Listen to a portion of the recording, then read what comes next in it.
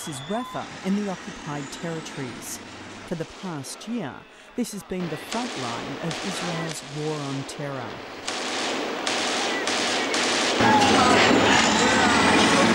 We do not want to be here. We know it sucks for you to be here too. These international activists are here trying to prevent the Israeli military from razing the family homes of alleged Palestinian militants. We don't stop them from doing all the terrible things they do all the time. We can't. A few internationals can't stop the army from continuing its ritual humiliation, its murder, destruction on a daily basis. But we believe that when we are there, this is minimised. Israel claims it's trying to deter would-be suicide bombers. The situation on the ground is that Israel has been facing a campaign of terror for the last 2.5 years, and we've been battling that terror in the Palestinian cities and towns. To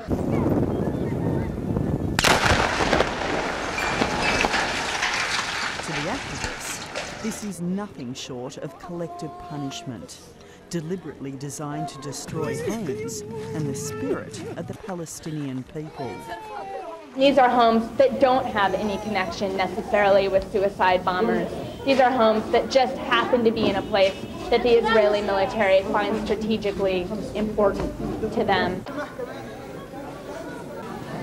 2 months ago, an American human shield, Rachel Corrie, was killed as she defied this Israeli bulldozer in Rafah. The bulldozer drove up and it kept going, and she tried to move back, but she couldn't move back, and she got caught underneath. She got caught underneath the bulldozer, and it drove and it kept going. The bulldozer ran right over her, crushing the 23-year-old under its tracks. It was all too much for this activist who witnessed her death.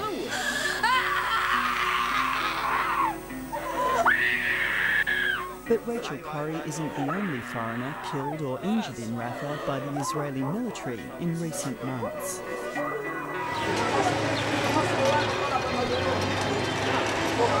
In April, 21-year-old British photography student Tom Hurndall came to Rafah to document life and death here for his university course, while lending his support as well. 4 days after these images were filmed by the activists, he was shot.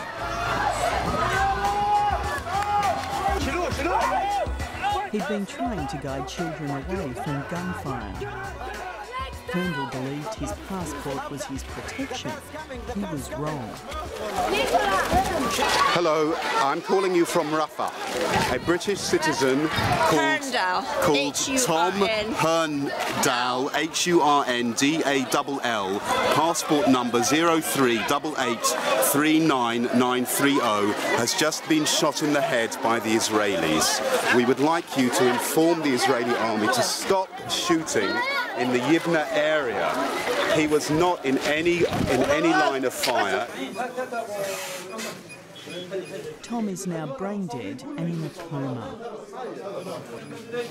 Witnesses say a single bullet fired from an Israeli military watchtower sliced through the back of his skull and out his forehead. Raphael Cohen was with Tom that day. It was he who called on the military to stop firing. We were clearly visible. I mean, Tom himself was certainly clearly visible in that he was wearing a fluorescent jacket. There's 2 security towers which overlooked the area that we were in as we came towards the end of the street, and there would be no doubt that we would be visible. So to have shot him, they would have known who he was. They would have had to have taken careful aim. It was absolutely definite careful aim. I mean, he was sniped, you know, right through the head and above the left eye. It was, I mean, target practice. I don't feel I have to answer the accusations. I think they're ridiculous. The Israeli army does not target civilians. Everybody knows that. Not intentionally and not otherwise. And the injury or the death of civilians during this conflict is inevitable. This is a war, and people get hurt in a war, especially when you knowingly place yourself in that situation. Tom's family are not convinced by the Israeli army response. Excuse me, could you move back, please? Thank you. Anthony Hurndall, a London property lawyer, and his wife Jocelyn, head of a school learning support team, have come with their children to see where their son was shot and to find the truth. He took him away, then he wanted to return back to get the two little girls. Then suddenly he was looking in this direction, suddenly he fell on his knees here. Both Anthony and Jocelyn have put their jobs on hold. And since Tom was shot, the family is in limbo. We felt the children needed to be here, needed to see where Tom was hurt in order to understand it for themselves. It feels distressing today, but it feels real. For 12-year-old Fred, who idolises his brother, this is a tough day. I felt angry at the two towers. Like, they were shooting at someone that was trying to help little children, the small children that they were endangering in the first place. And then they shoot. They shot my brother. The military's first response was to suggest that one of their soldiers had fired at a Palestinian gunman who had been sighted in the area. The commander of the outpost identified that man, and he fired a single shot at his direction. Unfortunately, the next thing we know of is that Tom was hurt, was hit. How did this happen? We are not certain. Was he the one with a pistol? I don't know. Very unlikely. Was he standing next to the guy with a pistol? Perhaps. Was a ricochet flying off the wall and hitting him because he was in the vicinity? Maybe. Hello, how do you do? The Hurndalls say they have come here with an open mind. So where do you think Tom was standing when he was hit? They would like to speak to the military about who shot their son. But the military won't speak to the Hurndalls. They would only speak with Dateline once strict guidelines were set. The military refused to be questioned about the international solidarity movement itself, agreeing only to discuss the specifics of the incidents in which the foreign activists were harmed. The family wants to meet with the military to ask what happened. No one will meet with them. Where is the humanity in that? No, we don't. We don't talk to Israeli civilians, we don't talk to Palestinians, and we don't talk to foreign nationals. So you only ask the military what it did? This is a military investigation. This is the point of a military investigation. If a soldier has done something wrong, why would he tell you? Again, our history and our previous experience has proved that the best way to look into the matter is for the army to investigate. And the soldiers can come out and say what really happened there. May not have been possible to see perhaps more than the top part of his body. But the Hurndalls aren't giving up so easily. Well, he was wearing the orange jacket there. In the shots that you see of Tom, pictures of Tom after he was shot, you still see him wearing that. That's a typical sort of stance of Tom's. Slightly shy, you know, not used to the publicity, smiling at the situation. Cut through bone, make it hard. Each day brings greater knowledge about what happened. Leave you here. You go on getting deeper and deeper and developing understandings, because personally you have to find a reason for what's happened. You know, I'm Tom's mother. I have to find a reason. And there's also admiration for a son who may just have paid the ultimate price for his belief in humanity. It's very difficult to talk about Tom in the present tense because he's not going to be back with us as Tom was. So, you know, we do talk about him in the past. You're very proud of him? Very proud. It was one of my first reactions after the initial shock and anger, which I felt straight away, was, gosh, Tom, if you're going to go, we could not think of a better way for you to go. An act of great bravery and compassion and humanity. We couldn't be more proud of it. In Rafah, there is acknowledgement and strong support for the activists, but a sense of weariness at a situation no one appears able to change. متضامن مع الشعب الفلسطيني ووجودهم يعني بخفف المعاناة من جهة الخنازير اليهود. This is 5-year-old Salamar. He was one of 3 children Tom was attempting to rescue. He'd frozen in fear when soldiers began firing into the ground in front of him. His mother knows the price Tom paid to save her son. She also knows there is little comfort she can offer the Hurndalls. واحنا على العناد اللي صار طبعا زعلنا يعني عليه. ايش بدنا نسوي عاد؟ Anthony Hurndall has already paid 2 visits to the site where his son was shot. He would like to return once more. We would like to know, obviously, whether this was deliberate, whether it was an accident, or whether it was just reckless. But the Hurndalls won't be returning to Gaza. After this visit, they tried to return once more to visit witnesses to their son's shooting. Travelling in a British embassy vehicle, the Israeli army fired a warning shot over their car. I mean, it was a ludicrous situation. I mean, what kind of government, defence force can act in such a grossly inhuman way as to not just deprive us of our son in the way that we knew him, but then to fire over his parents' head. I'm not familiar with the incident you're talking about. This is the first time I'm hearing about it. So I'd rather not go into it. But as I say, we have very strict procedures, and we do not shoot, not target, especially not diplomatic cars or any other cars for that matter. But we're talking about the Gaza Strip. We're talking about a very tight security situation there. The military has since acknowledged that a shot was fired. No apology has been given. Just days after that incident, new procedures were implemented at the Erez crossing into the Gaza Strip. Only foreign aid workers willing to sign an indemnity form absolving the Israeli military in the event of being shot or killed were now being allowed to cross. The form states, I am aware of the risks involved and accept that the government of the State of Israel and its organs cannot be held responsible for death, injury and/or damage, loss of property which may be incurred as a result of military activity. And to ensure there is no doubt about who this form is really directed at, there's this. And declare that I have no association with the organisation known as ISM, International Solidarity Movement.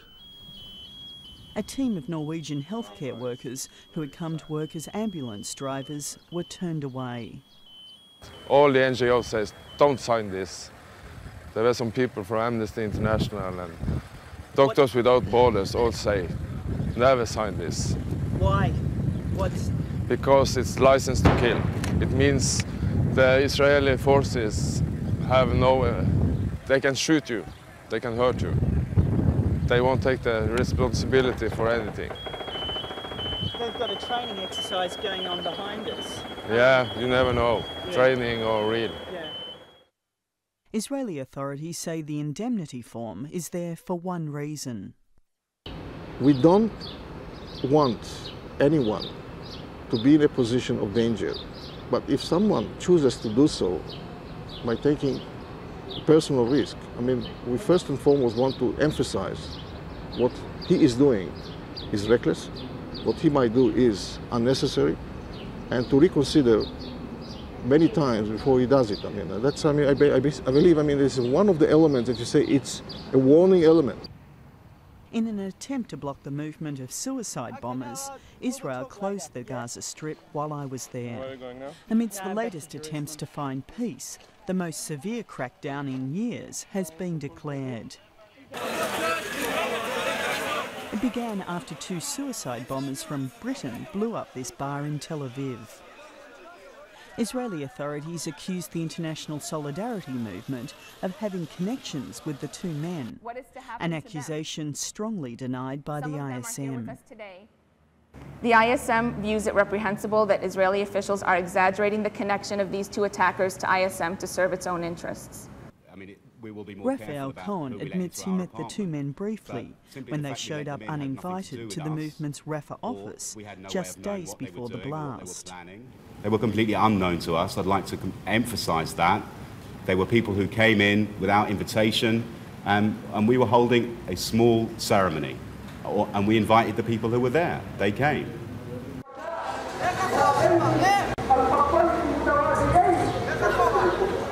1 week later, Israeli authorities took further action against the international solidarity movement. They raided the ISM headquarters in Bethlehem. 3 activists were arrested. Computers, camera equipment and the organisation's archives were seized. They are not adding to any solution. They are not adding to any purpose other than, they're risking, endangering recklessly their lives and our lives. In the West Bank, activists here fear the authorities could move against them at any time. Charlotte Carson has been working as a human shield in the village of Tul Karem for the past few months. Despite the risks, she believes that now more than ever, ISM activists must maintain their presence. Maybe things are getting dangerous, and maybe now, since Tom, Rachel and Brian were targeted, I will retreat more quickly from the scene of shooting, because I wonder, when are they going to turn their guns on us? This Irish graduate student readily defends accusations the international solidarity movement is biased towards Palestinians. We're partisan for human rights, and that if anyone witnesses a crime against a weaker person, they will take sides with the weaker person. And is it wrong then to take sides with that person? Is taking sides always wrong, or sometimes we have to take sides? She maintains the presence of international activists can save lives, and an incident the previous week proved the point. For 8 hours, we took turns to stand there, to watch and to document what was happening. And the soldiers pointed their guns many times, to which we spoke to them and said, "What are you doing, pointing your gun at children?" And no child was killed that day. And then the following day, it was the same situation again, except that we weren't there. We had to be somewhere else, and a child was shot dead. Okay, so we just have had information that there is a Hummer, an APC and a Jeep down in an area at the entrance to the camp, and they have been tear gassing children. And there is a kind of post-funeral ceremony going on there at the minute, mourning ceremony, and people are trying to continue that. And this is the and they're using an unusual, a different kind of gas, a yellow gas. We don't know what it is, so we'd kind of like to go down there and document that. For the past 6 months, this is what these activists have been doing. Acting on information relayed through the town, they descend quickly on trouble spots, hoping their presence will offer protection. So, going to something like this now, do you actually feel nervous that something could happen? No, it's very routine.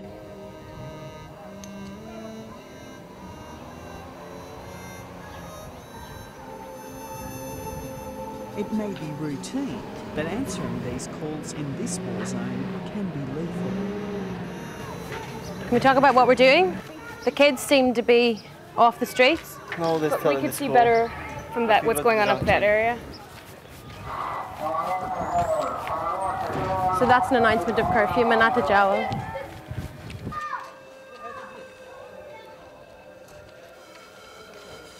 Here in Tul Karem on the West Bank, the curfew has entered its 7th day. The people know they risk arrest if caught on the street. But shops still remain open for as long as the military remains out of sight. But the curfew is a problem for these children, who somehow have to get home from school safely. That means walking past this armoured vehicle. The soldiers taunt the children, who retaliate by throwing stones.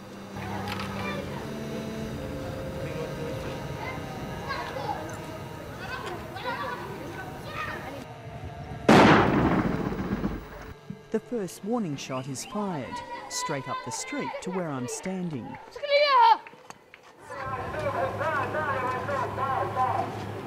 What are they saying? They're calling the children to come over. Come over, son of a bitch. Is that because they're throwing rocks? Yeah. I mean, when soldiers come in like this, they are provoking the children to throw stones. What are these young boys meant to do? They came...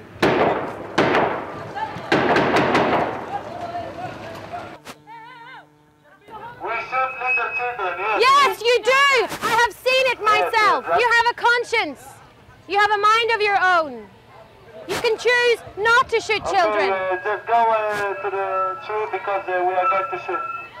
You're going to shoot? Why are you going to shoot? Okay, you are not afraid? Tell me why. Who are you going to shoot? Us or the little children? Tell me why. What would your mother say if she could see you shooting children? Marhaba. كيف حالك؟ A Palestinian mother asked the activist to walk with her past the soldiers. The human shields are put to work. She wants to go and get him? Yeah. Shall I go? Yeah, but should we go with her? Shall we all go? You want to go with her? Maybe you and Gabriel. Okay. Okay. I can be your hero, baby.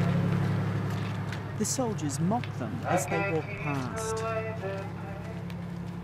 Is that acceptable behaviour? No, I don't think it is. I don't think it is. And yet, I don't think it's such a serious accusation either. One of the soldiers thought it was funny. I don't think it's funny. And yet, I don't think this goes to say that the Israeli army is not professional. As I was leaving Tulkurim, the authorities moved in and arrested Charlotte and her fellow activists. They are That's from threatened the with deportation. For Palestinians, there is no way out, and now there's no one to see what's happening. 24-year-old American peace activist Brian Avery is lucky to be alive. Like Charlotte, he was responding to an Israeli military action, this time in Jenin. There was a tank in the street, gunshots, and he and his fellow activists moved quickly out onto the street. Before them was an armoured vehicle, a burst of machine gun fire into the ground in front of them, and Brian Avery was felled. Half his face ripped off by the burst of bullets. When you were shot, what were you doing? Were you clearly visible? Did they know who you were? Yes, we were clearly visible. We were a group of internationals standing in a wide open street with plenty of visibility, and we were wearing reflective fluorescent vests. So there was no way they could have mistaken you for anything but who you were? Not at all. In that sense, it makes you feel that you were targeted? Yes. Usually most people, when they hear shot, they run away. In that case, these people were going towards the sound of the shots. This is what these people do. The Israeli army is conducting an inquiry into his shooting, but Brian Avery has no doubts about the result. I think that they will take everything in their power not to take any responsibility. They will blame you? Yes.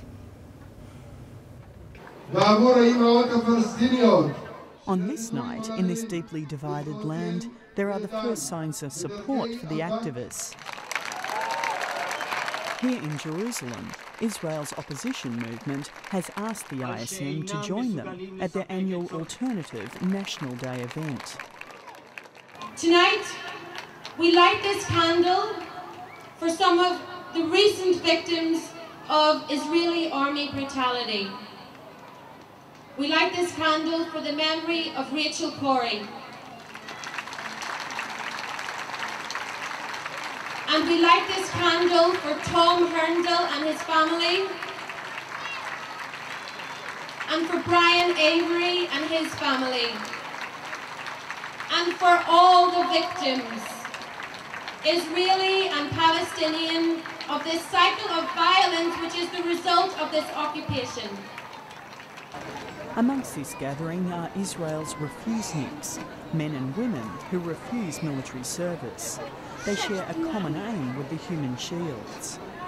What they're doing is taking responsibility, interfering, avoiding violence, and I think they should be honoured and appreciated for that.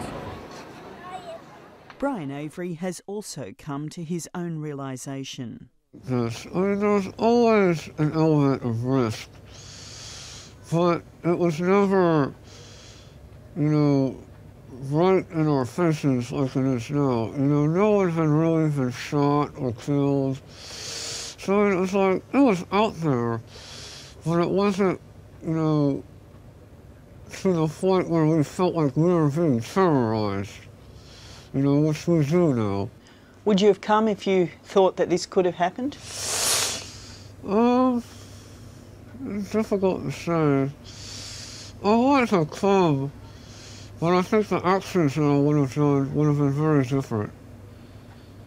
You wouldn't have put yourself in the firing line? No, I don't think I would have been as liberal with the actions I did as I was before. The whole of his back would have been seen, the whole of his back, which would have been, so, and that was entirely orange. Having had some time to review photos taken at the site where his son was shot, Anthony Hurndall has also reached his own conclusion. So in fact, he's only now being able to sit here quietly, looking up at that tower from where Tom was shot and seeing what was between him and that tower, that one can see that they must have been able to see him from at least waist height. I have to say that changes my view. So what do you now think? They saw him. They knew he was a peace activist when they shot him. That's my view.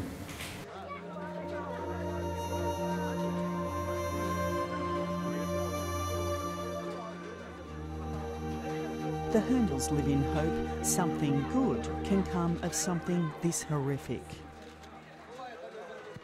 It's an extract from his diary.